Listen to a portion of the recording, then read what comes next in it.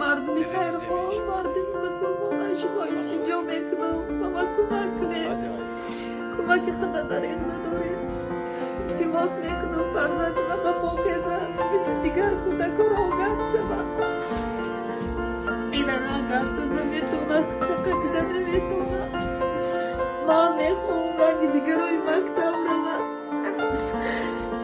التماس میکنم یاردم کنید. بچم نف شود. دعا میکنم در این ماه شریف رمضان، در آخری رمضان، در هفته 1000 گرده. خدای همه شما راضی باشه. منت دارم. کسی کمک کرده نمیتونه. دعا کنید در حق فرزندم تا همه کودک شفا یابد، تا که راه گردد.